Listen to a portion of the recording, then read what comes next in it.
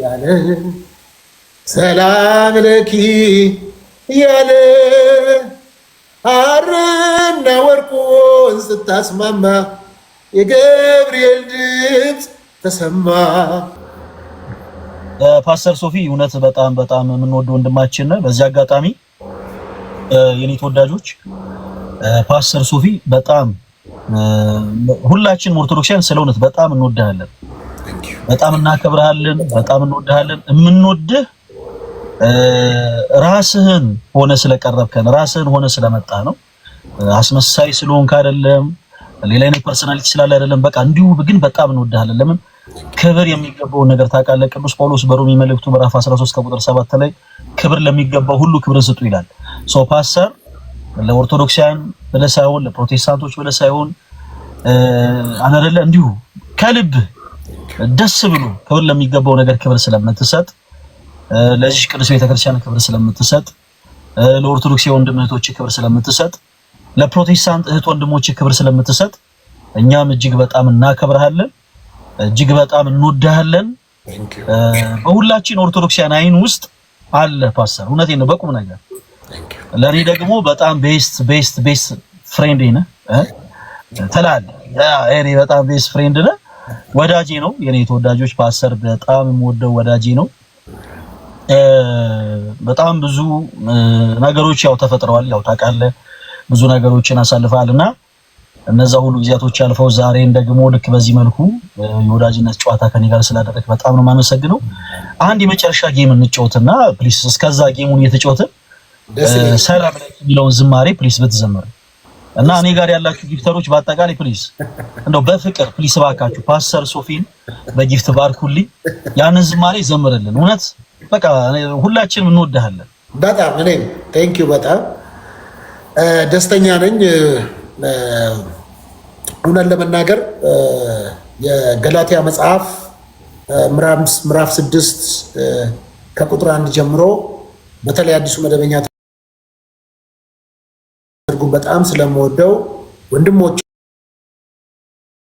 ሆይልና ከእናንተ መካከል ማናቸውም ሰው በበደልና በኃጢአት ቢገኝ አለና እናንተ መንፈሳውያን የሆናችሁት በየዋህነትና በገርነት መንፈስ አቅኑት ይላል እና በኢትዮጵያ ውስጥ የተለመደ በየትኛውም ሃይማኖቶችም ውስጥ ያየሁትና የምመለከተው በጣም ሊሻሻል ይገባል ብዬ የማስበው ነገር ቢኖር ሰው ስቶ እንኳን ቢገኝ ተጣሙ እንኳን መንገድ እንኳን ለቆ እንኳን ቢገኝ ለማቅናት ለመመለስ አናሲሞስን ጠቃሚ እንዳደረገው ልክ እንደዛ ጠቃሚ እንዲሆን እንደገና እንዲቆም እንደገና እንዲበረታ እንደገና እንዲነሳ መጽሐፍ እንደሚናገር የእግዚአብሔር ኃይል አለና ለማዳን ነው ይላል። ሮሜ ምዕራፍ 1 ቁጥር 16 ይመስለኛል። ስለዚህ ሰዎች ሁላችሁ ገንዘብ ካላችሁ ገንዘባችሁን ለማዳን፣ መንፈሳዊ ከሆናችሁ መንፈሳዊ ነገራችሁን ሰውን ለማዳን፣ ዝና ካላችሁ ዝናችሁን ሰው ለማዳን፣ የተለያየ አቅም ካለ ባላችሁ አቅም ሁሉ መናገር የምትችሉ ከሆነ ሰው የሚያደምጣችሁ ከሆነ ሰው የሚሰማችሁ ከሆነ ተሰሚነታችሁን ሌሎችን ሰዎች ለመርዳት ሌሎችን ለማገዝ ቢሆን ጥሩ ነው እና ወንድሜ ፈለገ አንተ በመጣብን በብዙ ነገሮች መልኩ እኔ ስለአንተ ፖዚቲቭ ኢነርጂ እንዲኖረኝ ያደረገው አንተ ለእኔ ጥሩ ሰው ስለሆንክ መጥፎ ሰው ስለሆንክ አይደለም፣ መጽሐፍ ቅዱስ ስለሚደግፈኝ ነው። ከአንተ ጋር እንድቆም መጽሐፍ ቅዱሴ የማነበው መጽሐፌ አንተ ኦርቶዶክስ በመሆንህ አንተ ላይ ኮብልስቶን ድንጋይ እንዳነሳ መጽሐፍ ቅዱሴ አይመክረኝም። መጽሐፍ ቅዱስ ከእውነት ጋር እንድንቆም እውነትን ታውቃላችሁ፣ እውነት አርነት ያወጣችኋል ነው የሚለው። ስለዚህ ሁል ጊዜም በጣም ደስ የሚለኝ ፍቅር የኃጢአትን ብዛት ይሸፍናል።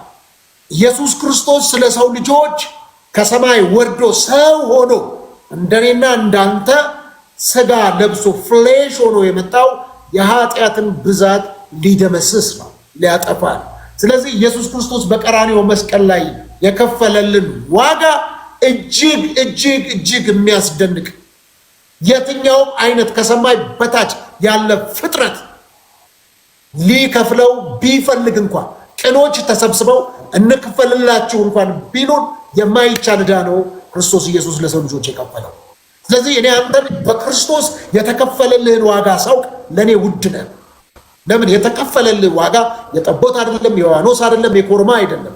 የልጁ የኢየሱስ ክርስቶስ ደም ፈሶልሃል ኦርቶዶክሳዊም ብትሆን።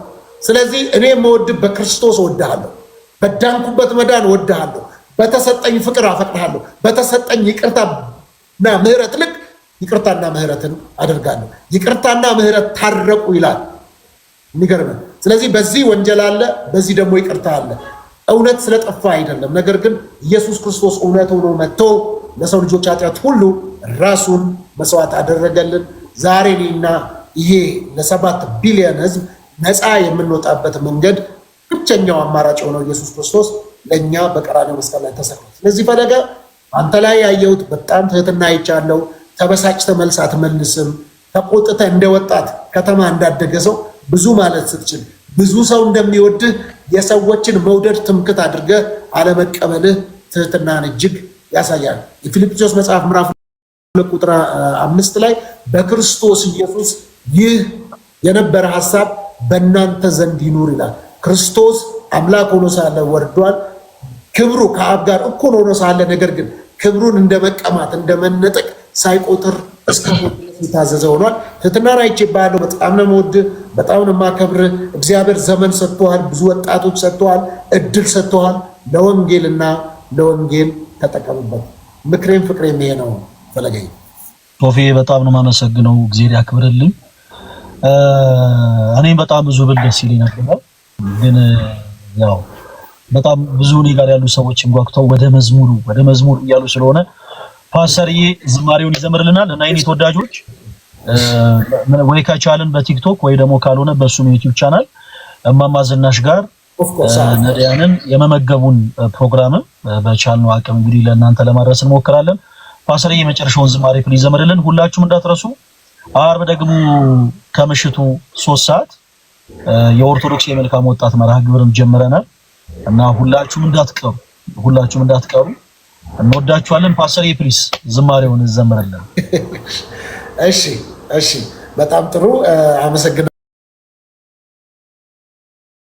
ወደ ዝማሬው እንሄዳለን፣ አብረን ህብረት እናደርጋለን። ሁላችሁም በጣም አመሰግናለሁ።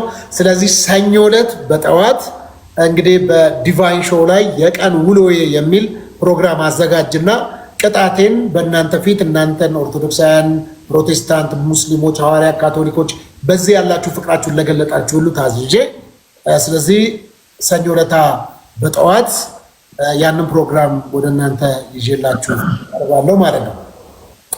እሺ እንግዲህ በጌታ በኢየሱስ ክርስቶስ ስም ዘምራለሁ።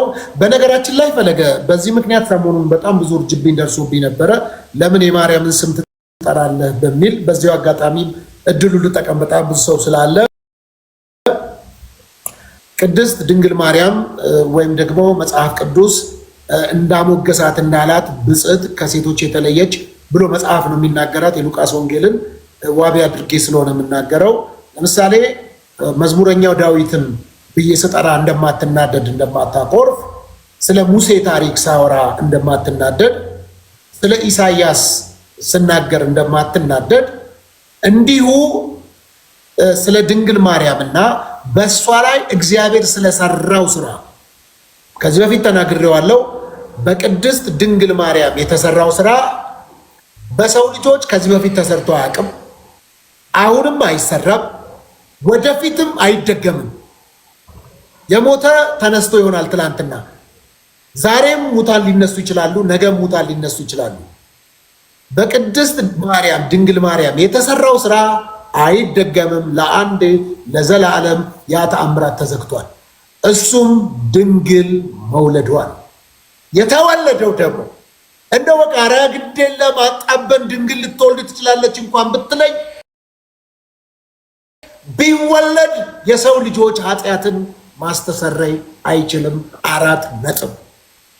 ስለዚህ በሷ እግዚአብሔር የሰራው ስራ በማንም ድጋሚ አይሰራም።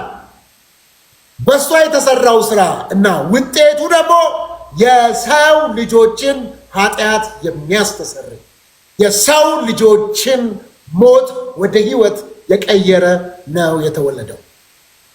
ስለዚህ ቅር የምትሰኙ ሰዎች፣ በጣም እንደው የሚያንዘፈዝፋችሁ ሰዎች ካላችሁ በጌታ ፍቅር ነግራችኋለሁ። በፍጹም። ሌሎችም ደግሞ በሌላ ቤተ እምነት ያላችሁ ሰዎች የማርያም ጠላት ብላችሁ የምታስቡን ሰዎች እኛ የማርያም ጠላት አይደለንም። የጌታችን የመድኃኒታችን የኢየሱስ ክርስቶስ እናት ናት። እናከብራታለን፣ እንወዳታለን፣ ብፅዕት እንላታለን። መጽሐፍ ቅዱስ ያላትን በሙሉ ልንፍጋት አንችልም። መጽሐፍ ያላትን እንላለን፣ አንጨምርም፣ አንቀንስም። 4 ነጥብ። አንጨምርም፣ አንቀንስም፣ 4 ነጥብ ያላትን እንላለን። ይሄ ነው አቋሜ፣ ይሄ ነው የኔ እይታ። ስለዚህ በዚህ መልኩ ነው። ስለዚህ ከሷ የተወለደው ንጉሱ ኢየሱስ ክርስቶስ ለሰው ልጆች ሁሉ በቀራኒው ላይ ሰዓሊዎች እንደሳሉት አይደለም የተሰቀለልን፣ አከበረን እሱ ተዋርዶ። ስለዚህ እንደሱ እንዲሆን ይሆንልኝ። አመሰግናለሁ። ስለዚህ ሰላም ለኪን እንላለን አብረን መጽሐፍ ቅዱሳዊ ስለሆነ መልአኩ ቅዱስ ገብርኤል ወደ እሷ በሄደ ጊዜ ሰላም ላንቺ ይሁን ማለት ነው። ሰላም ለኪ ማለት ማርያም ታማልዳለች ማለት የመሰላችሁ ሰዎች ካላችሁ በግዕዝ ሰላም ለኪ ማለት ሰላም ላንቺ ይሁን ማለት ነው። ይሄ ነው ነገርየውና አመሰግናለሁኝ። ሰላም ለኪ ያለ ሰላም ለኪ ያለ ሐርና ወርቁን ስታስማማ የገብርኤል ድምፅ ተሰማ ተሰማ፣ የገብርኤል ድምፅ ተሰማ ተሰማ፣ የመላኩ ድምፅ ተሰማ። ሰላም ለኪ እያለ ሰላም ለኪ እያለ ሐርና ወርቁን ስታስማማ የገብርኤል ድምፅ ተሰማ ተሰማ፣ የገብርኤል ድምፅ ተሰማ ተሰማ፣ የመላኩ ድምፅ ተሰማ። በጣም ነው የምወዳችሁ አክባሪዎቼ፣ እኔም በጣም አከብራችኋለሁ። በጣም ነው የማመሰግነው። ፍቅራችሁን ተሞልቻለሁ። መዳን በሌላ በማንም የለም። እንድንበት ዘንድ ከሰማይ በታች የተሰጠን ስም አንድ አለ። እሱም ዘላለማዊ ሕይወት የሰጠን ኢየሱስ ክርስቶስ ይባላል። በጣም ነው የምወዳችሁ። የጢሞቴዎስ መጽሐፍ እንደሚናገር 2:5 ላይ አንድ አለ በሰውና በእግዚአብሔር መካከል ብቸኛው እሱም ሰው የሆነው ክርስቶስ ኢየሱስ ነው ይላል። ይህንን ብቸኛ መካከለኛችን የአዲስ ኪዳን አስታራቂያችን ባለፈው ወንድማችን ልደትም አውርቷቸዋል። የአዲስ ኪዳን መካከለኛውና አስታራቂው በሰውነት ሰው ከኛ ጋር መስሎ በመለኮትነቱ ደግሞ እግዚአብሔር አብ ጋር ብሎ በደንብ ጠርቆ ነግሮናል። ብቸኛው መካከለኛችን ኢየሱስ ነው፣ የአዲስ ኪዳን መካከለኛ። በጣም ወዳችኋለሁ፣ አመሰግናለሁኝ። ኢየሱስ ክርስቶስ ለዘለዓለም ያድናል። ወዳችኋለሁ። በስላሴ ታምናለህ ፓስተር? በጣም ነው የምወዳችሁ። በጣም ደስተኛ ነኝ። በጣም በቃና ያለ ኢየሱስ ሕይወት የለም። ስለዚህ ይህንን ጌታ የሕይወታችሁ አዳኝ ገዢ አድርጋችሁ ብትቀበሉ ለዘላለም አትራፊ ትሆናላችሁ። ሰው ዓለሙን ሁሉ አትርፎ ነፍሱን ግን ቢያጎላት ምን ይጠቅመዋል ይላል። እኔና ፈለገ ስንጫወት እዚህ በጣም ደስ የሚል ጊዜ ነበረን። አሪፍ ነበረ። ይሄ ሁሉ ቀሪ ነው። ዓለምና ማንነቷ ያልፋል። የማያልፍ እግዚአብሔር መንግስት አለ። ለዛ ደግሞ መንገዷ ቀጭን ናት፣ ጠባብ ናት። ለዛም መግቢያው እውነትም መንገድም ሕይወትም እኔ ነኝ አለ። ከኔ በቀር ወደ አብ የሚገባ የለም ብሏል። መንገዱ 4 ነጥብ ነው። ስለዚህ በኢየሱስ ክርስቶስ ወደ እግዚአብሔር መቅረብ ይሁንልን፣ ይሁንላችሁ። በጣም አመሰግናለሁ። የኤፌሶ መጽሐፍ እንደሚናገር በፊትም ፈለገም ስትናገረው የሰማሁት በጣም ቃል የኤፌሶ ምዕራፍ 2:8 ላይ ያወራት ቃል በቃ እንዲያው በጸጋው ድናችኋል፣ በጣም ከስራ አይደለም አለ። ስለዚህ ከዚህ በፊት ይህንን ቃልም እናንተም ስትሰብኩት ሰምቻለሁ። በጣም ነው የምወዳችሁ። ፈለገ እንግዲህ ቅጣትህን ሰኞ ዕለት የኔን ከተቀጣው በኋላ በዚህ አጋጣሚ የአንተም ቅጣት አይቀርም። የሐዋሳ ላይ ያችን ሴት ሄደን እናያለን። ቁርሴን ለታናሼ በራሴ ሞጪ ቢሆን አንተን መገኘትህን ስለምፈልገው ብዙ ሰው ኦርቶዶክስ አይነት አይዘው ኢቭን ከሰውነትም ወተን እንየውካል። በጣም የኦርቶዶክስ ቤተክርስቲያን አማኝ ናት ልጅቷ። ወይም ትልቅ ሴት ናት። ነገር ግን እዛ ውስጥ ኦርቶዶክሶች ህፃናት ይበላሉ፣ ጧት ቁርሳቸውን ሄደው፣ ፕሮቴስታንቶች አሉ፣ ሐዋርያት አሉ። ኢቭን 1-3 ልጆች ሙስሊሞች አግኝቻለሁ ከ100 ህፃናት መካከል እና በጣም የኢትዮጵያን የምታይባት ነው። በጣም ሰው ሊጎበኛት ይገባል። እኔ በፕሮቴስታንትነት አይደለም የተገናኘ ነው። ድንገት ሐዋሳ ለልጄ ነው ያገኘው። በነገራችን ላይ ኦርቶዶክስ ባትሆንም እንዲህ አይነት በጎ ስራን ማገዝ ያስፈልጋል። በሮሜ መልእክት ምዕራፍ 2 ከቁጥር 7 ላይ ቅዱስ ጳውሎስ በበጎ ስራ በመጽናት ምስጋናን፣ ክብርን፣ የማይጠፋ ህይወትን ለሚፈልጉ እርሱ ጌታችን ኢየሱስ ክርስቶስ የዘላለም ህይወትን ይሰጣቸዋል ይላል። ስለዚህ እንዲህ አይነት ነገሮችን የምናደርገው የዘላለም ህይወትን ለማግኘት ነው። ሰው በክርስቶስ ያመነ ሰው ከዛ በኋላ በበጎ ስራ ደግሞ መጽናት ደግሞ ይኖርበታል፣ ይጠበቅበታል። ስለዚህ እንዲህ አይነት ነገር አይ ገሌ አድቬንቲስት ነው፣ አይ ገሌ ካቶሊክ ነው፣ ገሌ ፕሮቴስታንት ነው አንልም። ምንም እንዳታስብ እናደርገዋለን። ስለነበረን ጊዜ ሁሉ በጣም ነው ማመሰግነው። ፓስተር ተባረክልኝ፣ ክበርልኝ። ዚሪያ ክብር ያለው ሰኞ ዕለት በጠዋት እንገናኝ። ሁላችሁንም በጣም አመሰግናለሁ። ሰላም ሁኑልኝ። እሺ ባይ። ያው እሺ